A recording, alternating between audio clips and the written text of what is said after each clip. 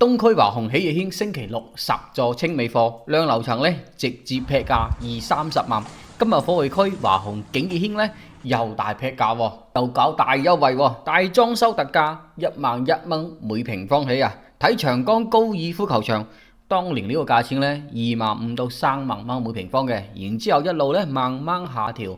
舊年咧降幅就最大，調整到13000幾蚊每平方嘅，依家咧再減2000蚊平方啊，力度都唔細嘅喎。想要睇樓買樓冇套佬，優點缺點都要知啊！大家好，我係阿樂 Alex， 我哋睇下呢個特價表啊，最低單價咧11000蚊每平方，總價咧最低112萬。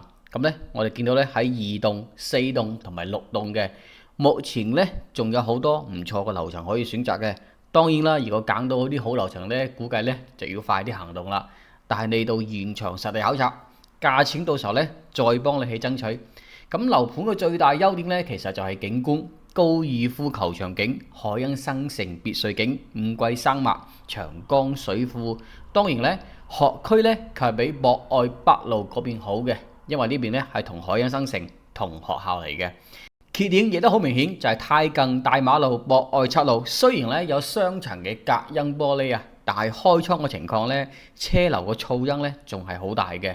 受噪音影響咧，主要咧都係左右兩邊，亦即係南北通雙陽台戶型嘅，亦即係01同埋04單位。如果係中間02同埋03單位咧，佢就唔受車流嘅噪音影響啦。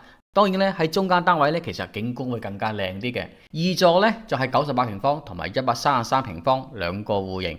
98平方咧就係向南，亦即係喺中間02同埋03單位嘅，唔受車流噪音影響。133平方咧就係南北通雙陽台戶型，北邊陽台咧正好就對住大馬路，就有影響啦。四座咧就係112平方同埋146平方戶型嘅，112平方三房喺中間，亦即係02同埋03啦。左右咧就係146平方四房嚟嘅。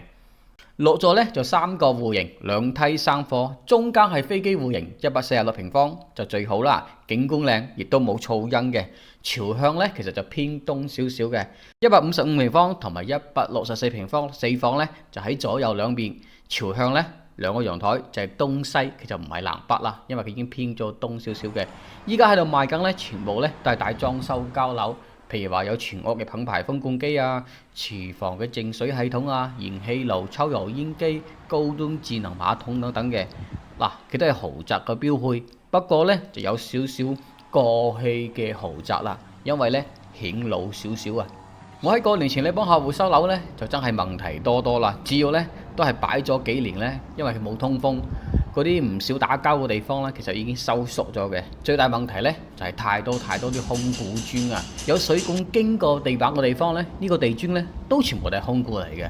包括廚房、廁所牆身咧，亦都唔少空鼓磚啊。整改方案咧就係牆身個空鼓磚咧係拆咗，重新鋪新磚。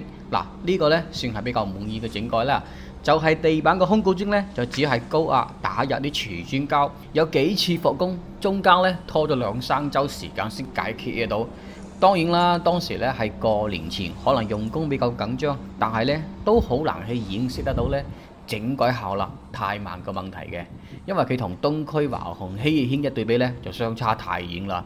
所以咧我都會同客戶講喎，景悅軒嘅表現咧就真係出乎我意外嘅，因為華雄咧一直都係金字招牌啊，所以咧亦都希望華雄景悅軒呢次降低價錢咧，就千祈唔好降低佢嘅質素，亦都冇降低服務啊。畢竟咧要對得住豪宅呢兩個字，同樣咧都冇丟華雄呢個金字招牌嘅光彩啊！嗱，大家想詳細了解華雄喜悅軒嘅優點缺點，就睇翻我之前對景悅軒嘅測評。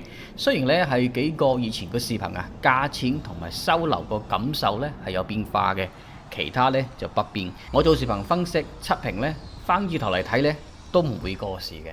好，大家想了解中山珠海，包括成個大灣區樓盤，無論新樓盤定係二手樓咧，都可以幫到你嘅。需要更詳細嘅樓盤情況以及優缺點，可以加我微信或者 WhatsApp。想睇樓可以接送大家過嚟實地考察，了解對比咗之後，慢慢再做選擇。關注訂閱我，睇樓冇套路。